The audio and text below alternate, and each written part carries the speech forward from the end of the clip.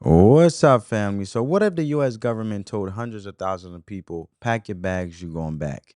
That's exactly what's happening right now. The Department of Homeland Security just announced it's ending temporary protected status, or TPS, for Haitian immigrants.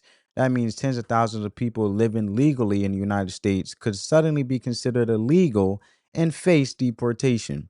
We're going to break it all down, and we're going to look at what's really happening in Haiti and how the decision affects immigration policy, what this means for American cities, and most importantly, why even Haitians themselves are rejecting the return of their own people. So, buckle up because this reaction isn't just about Haiti, it's about immigration, cultural responsibility, um, immigration, culture, and responsibility, and what kind of country America is going to be. So here's what went down so far, just to give you a quick recap, and then we're gonna get straight into the video. So CBS News Miami was the first to report or whatever on the ground in Cap Haitian, just hours after the Trump administration confirmed this end in TPS for Haitians. TPS is a legal status granted to people from countries suffering from war, natural disaster, or extreme instability. It allows them to live and work in the U.S., but only temporarily. Now that status is being revoked. And while media outlets are focused on the U.S. side of things, the real shocker is what's really happening in Haiti. That's the real topic of the conversation. Because local markets in Cap Haitian are jammed, streets are overcrowded, people are panicking, not because TPS is ending, but because more Haitians are coming back home and the locals don't want them there. Just imagine you are returning back from where you originally came from and you are getting temporary shelter and they're like, nah, we don't even want you. They acting like they don't know you. That's like, for example, you was temporarily staying with a friend until your family got back on your feet and your family like, nah, I ain't rocking with you. Don't come back here. You ain't come back to my home. You good? Like, what's wrong with you? Better go back to your friend. That's crazy. But let's check it out, man. Now at 11, we are on the ground in Haiti tonight, just hours after the Trump administration announced it's ending TPS for Haitians. Those living in the U.S. and right here in South Florida now face deportation. Good evening. I'm Lauren Pastrana. Elliot Rodriguez has the night off. We are the only South Florida news station with a reporter in Haiti right now. CBS News Miami's Tanya Francois joins us from Cap Haitian with the exclusive reaction. Here in Cap Haitian, the news of TPS ending and the hundreds of thousands of people returning back here spread very quickly. It seems to be the only thing people have been talking about. You are looking at the market area of downtown Cap Haitian from this afternoon. The streets are packed with people trying to shop and go about their day. Already moving through traffic was very difficult. The roads at times heavily congested. The people who live here say they've seen the population sharply increase because of people escaping gang violence in Port-au-Prince. Now, the thought of even more people coming here has one Haitian man very worried. We got to deal with that gang situation and, humanitarian situation. All those people need food and stuff like that. We don't have that. We don't have health care, all that. And we're going to receive all those people. That's going to be a real problem, I can tell you. There's already housing problems here right now. And if you saw downtown Cap, there's nothing but trash. I didn't even know I was in downtown Cap. Till I asked him, I'm like, where are we at? I'm thinking of the deepest, darkest ghetto. That woman is visiting here from Los Angeles. She says it's her second time and things have not improved. DHS Secretary Kristi Noem in a statement said the decision to cancel TPS was to make sure it remains temporary. And she says the situation in Haiti has improved. She adds allowing Haitians to stay is contrary to the national interests of the United States. Meanwhile, the two flights leaving Miami today were full, some with passengers moving back here to Haiti permanently. Now, the TPS designation ends on August 3rd. The termination will be on September 2nd. Barring any court delays, it's on that day the status of hundreds of thousands of people who currently call the United States home will be considered illegal. All right. So let me get this straight. It's wild to me. Haitians aren't welcoming their own people home. And yet Americans are being told we are the bad guys for not wanting open borders. And by the way, the official termination date is September 2nd, like she said, unless court steps in. After that, anyone still under TPS will be labeled undocumented and subject to deportation. Let that sink in for a minute, because even Haitians don't want more Haitians. Let that marinate for a second. Even Haitians don't want more Haitians.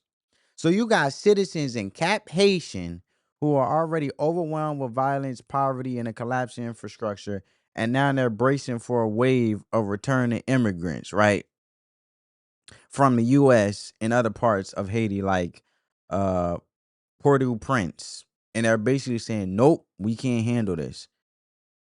And imagine your own countrymen flee to United States, get protection and resources, and then when it's time to come back, their own people are like, we don't want you here. So yet somehow Americans are the ones being called cruel or racist for wanting immigration to happen legally in an organized way with accountability. Make it make sense, because here's what a hypocrisy really kicks in. These same communities will say it's wrong for Americans to turn people away, but they're doing it themselves. They know what unchecked migration looks like. They know it stresses communities, overloads systems, and create chaos. So they're guarding their cities while demanding the US open the doors. You see the double standard? So now let's go even deeper, because this conversation isn't just about immigration, it's about assimilation. Let's be real for a second. When people come to the US, especially under programs like TPS, they're supposed to adjust, adapt, and integrate into American culture. That means learning the language, following the laws, and respecting the social norms. But in a way, too many cases, that's not what's happening. In way too many cases. Instead, we see people come in and try to recreate the same conditions they left behind, the very things they were running from, whether it's Haiti, Somalia, or anywhere else. People bring their customs, their issues, in some cases, their lawlessness right along with them. You got parts of Italy, France, and even here in the US where migrants have taken over entire neighborhoods, and not in a good way. We're talking about open air drug use, crime spikes, public disrespect, in entire areas that no longer feel like the country they're in. And here's the worst part: many aren't even trying to assimilate. They're not learning the language. They're not contributing to the economy. They're not embracing American values. Instead, they want America or Europe to bend and conform to them. And that's not how it works. That's not immigration. That's invasion by culture. And the more we allow it, the more we lose what makes countries like America worth coming to in the first place. Here's the big question nobody want to ask out loud: is it really America's job to be the world's safest net? Because that's what it feels like. Every time there's a crisis somewhere, whether it's Haiti, Afghanistan, Venezuela, or Ukraine, people expect the United States to open the door, provide shelter, and give out jobs, offer free healthcare, and basically carry the burden. But how long can that last? We got veterans sleeping on the streets, Americans working two jobs just to thrive, in neighborhoods dealing with their own waves of violence and poverty, and yet the system keeps bending over backwards to take care of everyone else first. That's not compassion, that's just a national suicide. Let's not forget, TPS stands for temporary protected status. Not permanent, not indefinite, temporary. So the idea is simple: give people refuge while their home country stabilizes, then they go back and rebuild. But somewhere along the way, the definition got twisted, and now, and if you even suggested that the people should return home once things settle, you are labeled heartless. And here's the irony: Department of Homeland Security says the conditions in Haiti have improved. That's why they're ending TPS. But in the same breath, the U.S. State Department is telling citizens not to travel to Haiti because it's too dangerous. So which one is it? If it's safe enough for deportation, it should be safe enough for tourism, right? This just goes to show you how broken, politically twisted the immigration conversation has become and how little consistency there is when real decisions have to be made.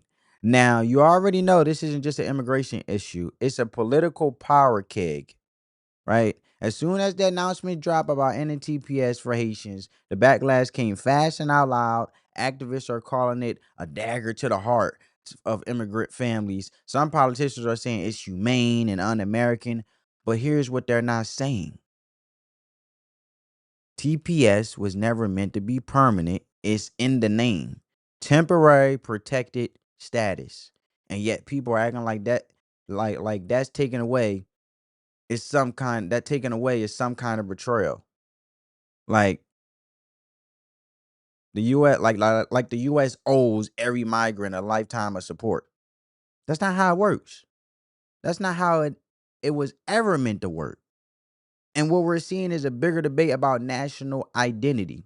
And what I see is if the United States is already saying, it's not safe enough for Americans to travel to Haiti, then it tells you how much hate and how much dumping, in my opinion, that Haiti wants to do in regards of breaking down America while being a life support for their people, but they don't even appreciate or even want to embrace or take back their own people. But they won't care to protect Americans, but we care enough as America to protect Haitians when it comes to refuge. And we did the whole temporary protected status because it was humane enough for us. And us being a bigger country, we were humane enough to even take initiative and make sure in the most heartwarming way to help Haiti. But if you flip it on the flip side, Haiti don't care about America. So what we're seeing is a bigger debate about national identity. One side believes America should always be open, no matter the cost, no matter the strain, no matter the consequences. The other side believes in sovereignty, borders, and rule of law. And guess what? The debate is going to define the 2025 political cycle in a big way. This issue, however, it touches every American in some way, whether it's your taxes, your schools, your hospitals, or your safety. So if you think this decision to end TPS is just some footnote in immigration law, think again. Because this is a turning point where we go from here, we'll say out loud about what kind of country we're going to be over the next decade for your children, children, children. So here's the bottom line. If Haiti don't want his own people, and America is getting crushed under the weight of unchecked immigration, then who's supposed to carry the burden? At some point, we got to draw the line. Not out of hate, not out of cruelty, but out of common sense. And I'm going to leave it there, family. Let me know you guys' thoughts down in the comments below. Peace.